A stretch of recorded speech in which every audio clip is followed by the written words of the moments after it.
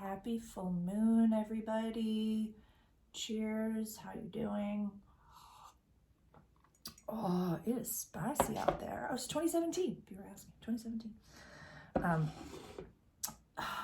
Today, we are going to be going over the introduction, a little bit of a preparation for the full moon that we have coming up in Virgo at 16 degrees. This is going to be on the 7th of March, 2023. So the intention and kind of a little bit of what we're going to do today is go over some of the main lenses, like the glasses lenses that we're going to be viewing this full moon through. I'm going to have individual readings for each sign later on, but today we're kind of go over like the timings of them, the timing of the full moon, a few of the rituals, like for lack of a better term, that I've done or do for the full moons. And there's an added component to it. This is my wand of the day. There's an added component of Saturn with this full moon. So there's a little heaviness here. And I would really love to highlight, like, reach out directly for help. You're not alone. This is some heavy stuff. Like, we're going into some like negative energy. Virgo is Virgo, we have over here, is, negative mutable earth energy. This is run by Mercury. So what does that mean, Sarah? Negative. Like negative, we have Aries positive, and then we have Taurus negative. So it's kind of like the polarity between the signs. We always have positive, negative, positive, negative, positive, negative, all the way around the wheel she goes. Mutable, meaning that, it's a transitory sign. It's more of a movement sign. It's more of when they learn information, they'll apply it, try it, test it, and then just say, actually, yeah, I'm going to change my trajectory. I'm going to change my ideals. I'm going to change the way that I'm going. And they're run by Mercury, so that's an intellectual sign. So it's very intriguing to me that it's like negative earth, but it's a mutable earth. So it's kind of like the Virgo to me is like a pot, like a plant that's like too big for its pot. They have to like transport and like gets bigger and bigger and bigger and stuff like that. But with Saturn, this added component of Saturn, and I've put Saturn up here. So I'm just using like the general chart with like Aries. This is the general wheel. So the sun right now is in the house of Pisces. The moon is going to be in the house of Virgo. And we have Saturn that's up here. Saturn has been in the sign of Aquarius since 2020. Since the 21st of March, 2020, to be exact. Saturn, Papa Time, our disciplinarian planet. Aquarius, power to the people. Was it around the 21st of March, 2020, where like a disciplinarian took away the power to the people? So it's a heavy hitter. Saturn's a heavy hitter. My personal moon sign is in the sign of Capricorn, which is run by Saturn. So it can be a very intense disciplinarian mental space up there. So I'm loving using this instead of the pen. I'm just saying. So I'm adding the component of this Saturn because it literally changes signs within the hour of this full moon. So we have negative mutable earth energy. Full moons, what's that lens, Sarah? Volatile. Well, we're all the werewolf. We know that analogy, that, the werewolves and the cuckoo pantses and all of like the woo come out during the full moon. If you're on this planet right now, I'm sorry, but you're part of the woo-woo. I don't care how basic you think you are. You're part of the woo-woo. You're part of the,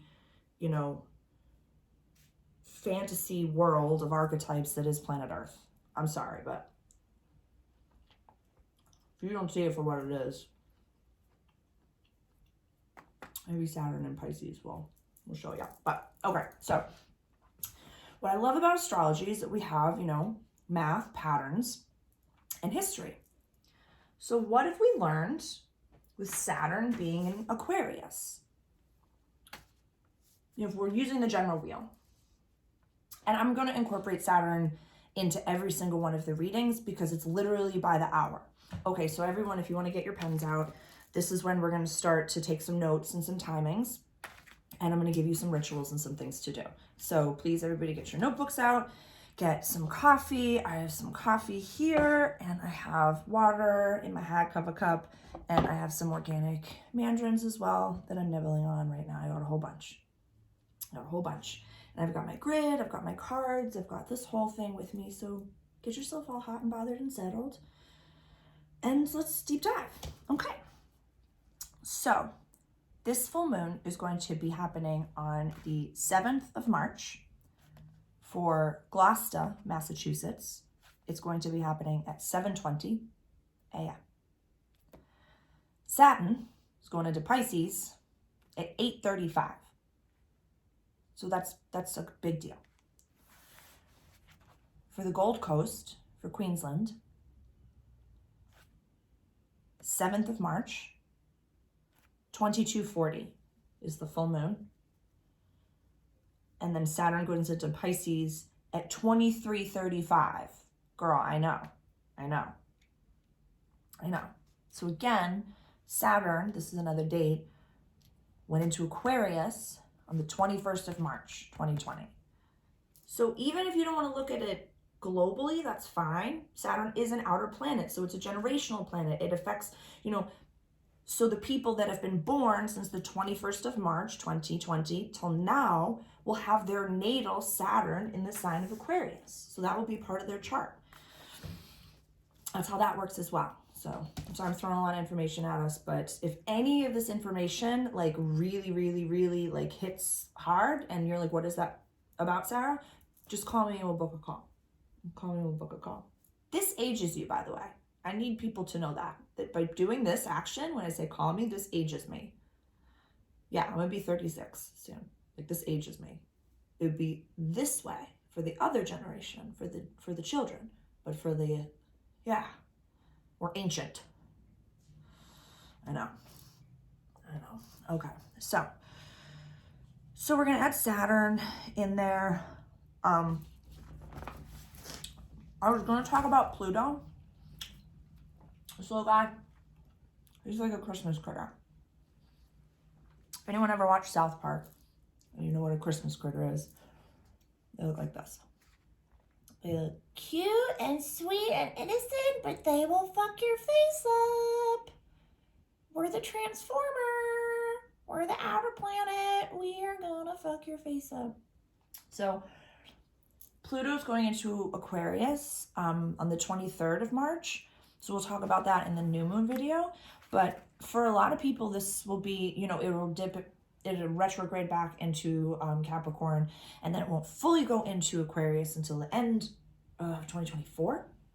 But what the fuck does that mean, Sarah? What does that mean for me? For some people, this will be the rest of your lifetime. We're going into the age of Aquarius, and for a lot of our, more senior friends, this is for the rest of their lives. So that's pretty exciting. That's kind of cool. Like, they'll die with Pluto and Aquarius. For a lot of people watching this, you will die with Pluto and Aquarius. Freeing, right? That's so cool. Get to know that. What does that mean? Pluto, deepest transformation. Aquarius, power of the people. Yeah. Stop giving a fuck about what's going on over there, or the smoke and mirrors and all that shit. Give a fuck about your flock and your team and the people around you. That's coming. That's coming. But I'm getting there. So what does all this mean, Sarah? What am I supposed to do with all this knowledge? What am I supposed to do with all this information? How do I actually apply this?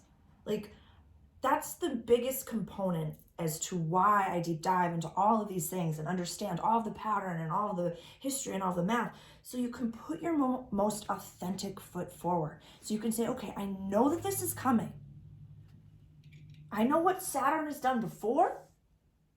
So why don't I check to see, A, where Saturn transited my chart and what that did for me, how you personally transformed since the 21st of March, 2020. For me personally, I'll speak for myself from I statements.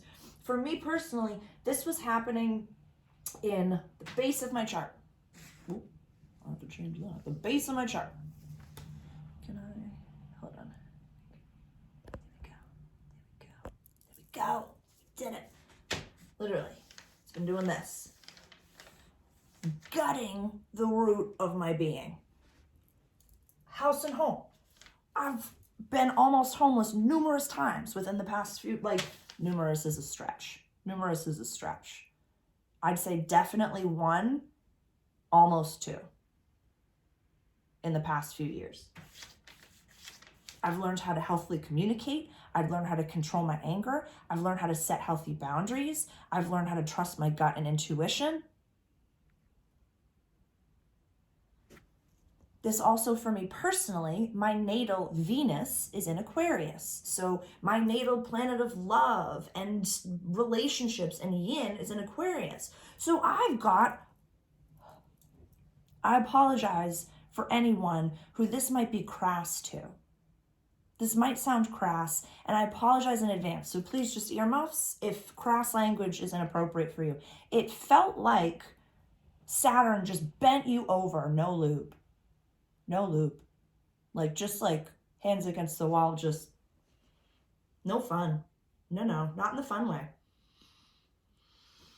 Okay. Yeah. So Saturn, but what you find out is that Saturn removes things that are not meant for you. Saturn removes the things that are not actually meant for you. I'm going to reference a quote that my friend Sarah gave to me.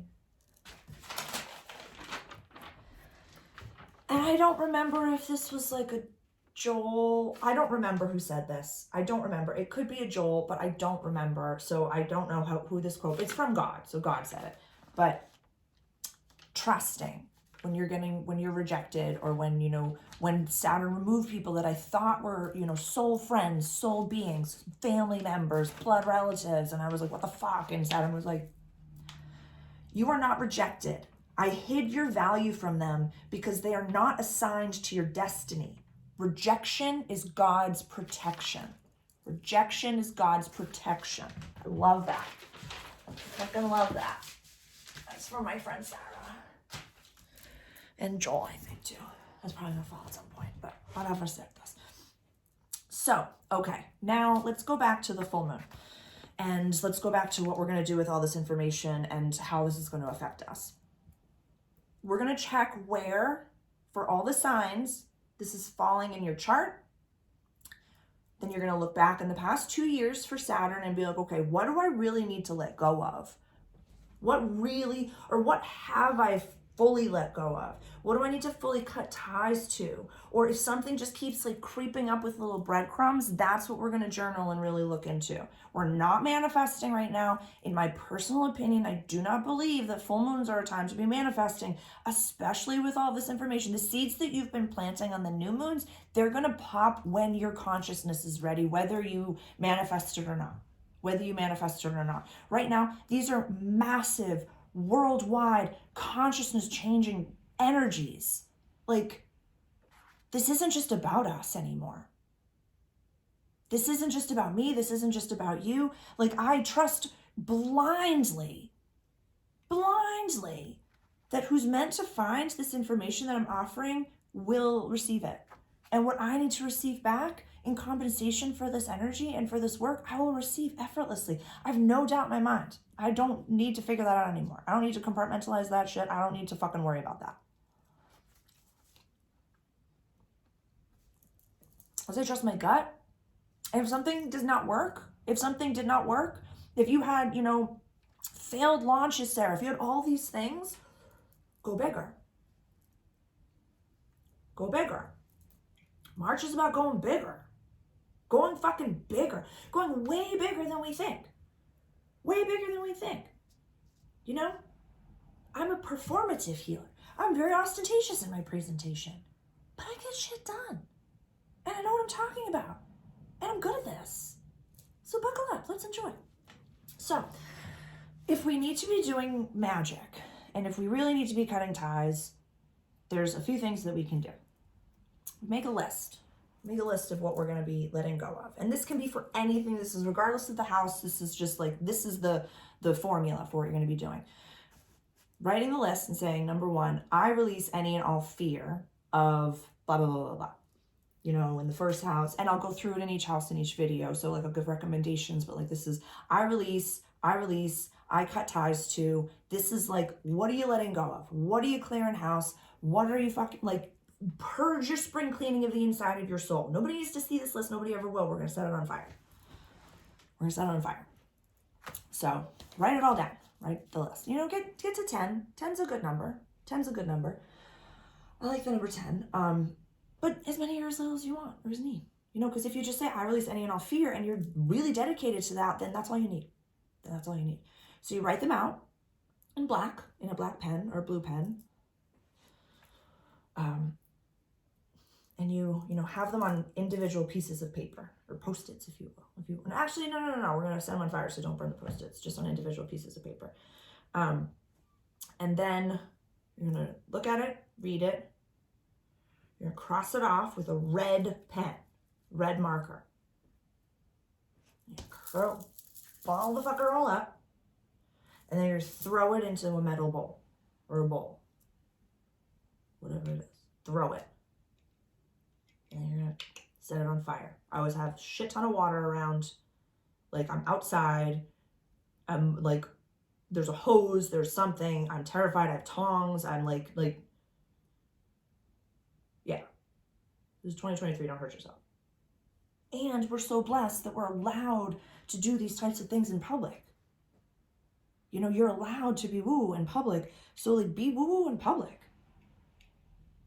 It'll inspire some really intrigued person walking by to be like, oh my God, that cool person is being woo. I can be woo too. Yeah, it's cool. Be different. Be different. So you set it on fire. So you write it out, cross it off in red, ball it all up, throw it, and then set the fucker on fire. Or you can flush it on the toilet, whatever you need to do, whatever that needs to be for you. And then after you've burned it, then you flush it on the toilet, or you put it into the earth, or whatever, however you want to destroy it. Whatever represents this is done. Whatever represents this is done. That's that. That's that. That's really the only like applicable magic that I like to do on the full moons. I actively. And you know, this is you know, for me personally, for Sarah the Avatar, this is tough for me. I don't like to be much out in public on the full moons. And I recognize that like I'm a little bit more sensitive, maybe, or you know, maybe not. I have no idea. I feel like if you do not have this language, oh, I gotta talk about Mars too for if you're in the US. If you do not have this language, it can be spicy. It can be spicy out there. So always express gratitude and make sure that you feel safe and protected and wear as many, you know, rocks and stones and, you know, fidget spinners as you need. When you go out there, be careful driving, you know, just be careful. Just be aware. That's all. And stay in your most authentic truth. You know, act more like a monk. So when you see something, it's like,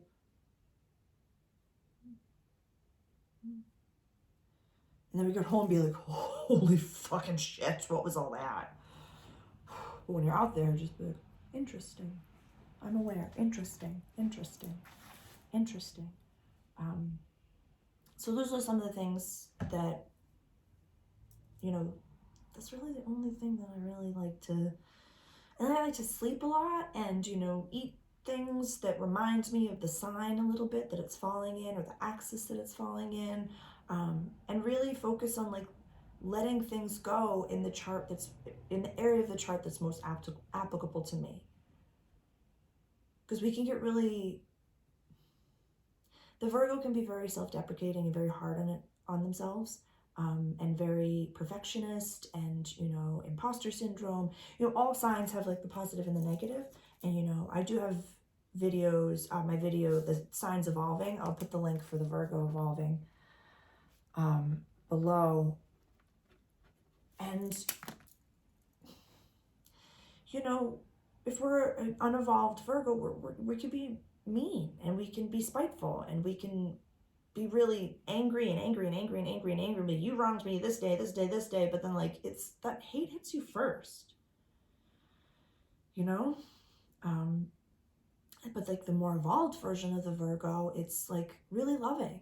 You know, a lot of the Virgos that I've ever met in my life are nurses and caregivers and incredibly passionate people and incredibly like not self-serving, but like of service. Like the Virgo run house is everyday life practical service. They're very practical. Like, what are the practical things that you can do to bring to town? Yeah. So I think that's a proper introduction to the Virgo. And you know, we always have to remember that the sun is in the sign of Pisces, and this axis, the 6-12 axis, is the health axis. So Pisces is the feet, or Pisces can represent the feet, the area of the body. The Virgo can be the stomach and the gut and the indigestion and the ingestion and the digestion and stuff. So how's your eating? How's your pedicure going? How are your tootsies doing? Like, just take care of yourself out there. Take care of yourself. I'm here to help in any way. And, you know, I think that without this knowledge, you know, we've got a lot of heavy hitters here. Saturn going into Pisces is a heavy hitter. And with that happening within an hour or so of this full moon, it just seems specific enough to mention and to just say, we're not alone in this. We know that the world will just be turned upside down a few more times, probably before many other people see it for what it is. But just know that we're safe. And, you know, look to your community. Look to your community right now, because we're at the astrological end of the calendar right now. This is the sun, it's at the 12th house, you know. Going into Aries season in a few weeks, like, that's the party's gonna fucking start. Spring's springing. Pluto's going into Aquarius. Free love. It's gonna be good times. It's gonna be good times. So really looking at the closures, closures, soul, purpose, endings, transitions, death, illusion, all that jazz, all that jazz. So let's strap in, and you know, definitely join me for the individual readings. Your rising sign will be the most applicable, but you can watch for your sun and moon as well. And for anyone that you're, you know, closely related to, that you deal with on a regular basis, your partner, children, you know, kind of find out what they're going through. So I love you. Reach out directly to book a call if you'd like personalized reading, and join me for the individual videos. The orange is just making my tongue get all twisted. Love you.